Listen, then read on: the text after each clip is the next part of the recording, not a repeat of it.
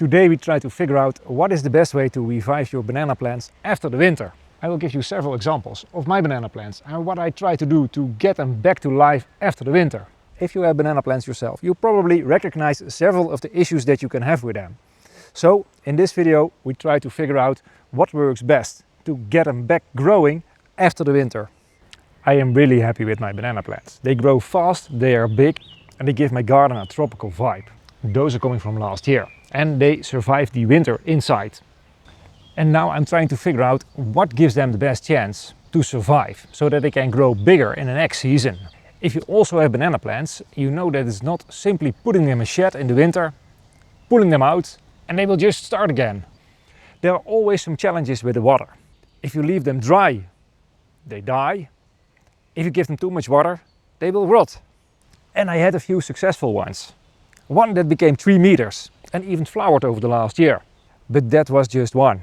So now I'm figuring out what can I do to give them the best chance to grow bigger than next season. I have banana plants for several years now. And the ones that are in pots, I let them survive in an old building in the winter. It's 10-15 degrees Celsius inside, so it should be a good condition to let them survive, right? But it's still a struggle to survive them all. And the ones outside will also die and rot above the ground. So this year, for the first time, I tried something different. I give them a really hard clean on the moist part above the ground.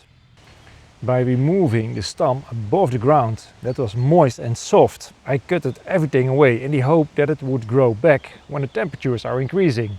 But it worked out different, because now it's half of May, spring, and I only have those two that are growing. And the ones that I remove the soft stump above the ground have new soft parts. So I'm now in doubt, do I need to cut this away or not? So I digged up the biggest ones and inspected them and took action. And that's what I want to share with you all. And because I wasn't able to find really good information about how to revive my banana plants after the winter, I decided to create this video.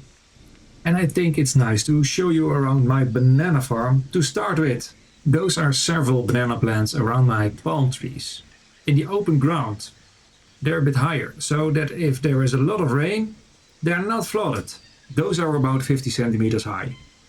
I also have several in those concrete baskets that I created myself. This is one mother plant with several pups around it. And the pups are already big here. I split them from the mother plant throughout the season and put them in their own pot so they can grow further. And this is the one I mentioned before. It's 3 meters high and it even flowered end of the season. And I really like those trees. They give my garden such a tropical vibe, and also the dogs like them. Those are some small pups that I removed end of the season from their mother plants. And I've put them in small pots with my idea that they can survive throughout the winter inside. Those are a few pictures of the new species that I ordered. And that I tried to survive over the winter. But unfortunately it went this direction. And that was the same for several of my pups. And with pain in my heart, I left several outside to see how they will go through the winter. This was the first day with some snow. And then it went like this. And finally, unfortunately, it became this. This was some months ago. A very moist stem. And that made me search for information. How to handle this? What to do with it? Do I need to cut it to the ground? Or can I just leave it like this? After some searching, I found out that you need to remove all the moist and soft material. So I did. And after a few weeks, some of them looked like this. They dried. But there was still no life to see. I cleaned them even further and I found a lot of new, soft and moist material. So I also removed that. And now the majority of them look like this. It's moist and quite slimy. So I'm still a bit in doubt what to do with it. And although those issues are challenging and a setback, I'm still motivated because of the successes of last year. They were growing so fast and regenerating so quickly. Many of the mother plants started producing 4 or 5 or more shoots in a season. So naturally, I started dreaming about turning my backyard into a small jungle. In my head, it looked something like this. But this is the actual reality right now. Still in 2026, I'm starting with around 5 banana plants that are already growing again, which is honestly a really good start. And I'm hoping that more of the others will begin regenerating as well. So over time I can slowly create the tropical jungle vibe that I'm dreaming about. And if you appreciate banana trees as much as I do, I'm sure you want to see and learn more about them.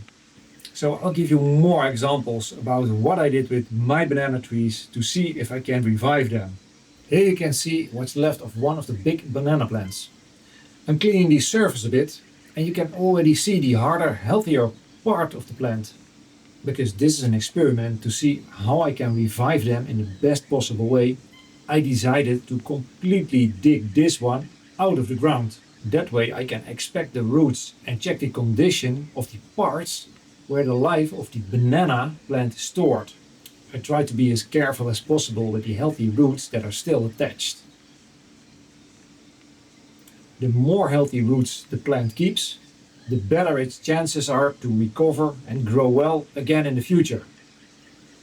First I give it a rough clean by shaking off most of the dry soil. Even though this step is probably not really necessary, I want to inspect it as carefully as possible before deciding what to do next.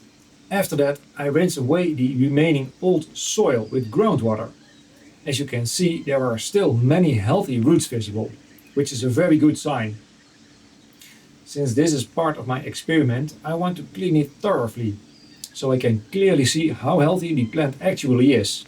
The final cleaning step is removing the soft and slimy rotten parts. Here you can clearly see the healthy, solid, white material that we want to keep. After cleaning, I place the plant in a dry position for a few days, so it can dry out properly and to help preventing further rotting.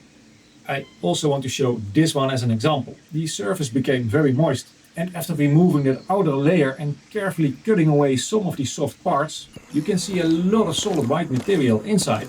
Hey John, is this really the right equipment for this? Yeah, a smaller knife would have made more sense. Right, anyway, I left this one in the ground to see whether it would start growing on its own. However, this one also became moist and soft again fairly quickly.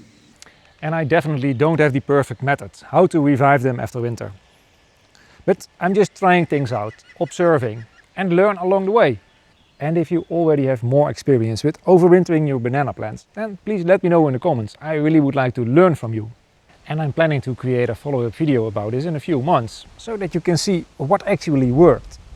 Hopefully everything is growing by then and my tropical jungle dream is coming back to life. And if you've seen some of my other videos, you probably noticed that it is about all over the place. I don't have a specific niche, and maybe that is my weakness. But I'm creating those videos out of passion and curiosity. This was about reviving banana plants. Some of my other projects are technical, like improving the energy efficiency of the heat recovery unit in your house, or creating a convenient hot tub cover lift. Or it's something with WLED. And maybe next week we play around with smoke machines and lasers. And probably that sounds quite chaotic, but I really like the creativity behind that. Just trying out a wide variety of ideas that I have in my mind. So if you like this creative chaos as well, then feel free to subscribe. It really helps me to grow the channel and make more videos like this. And I have many more ideas that I want to work on, create guidance videos about and share with you. Not because I'm an expert, but just because I like to create those things.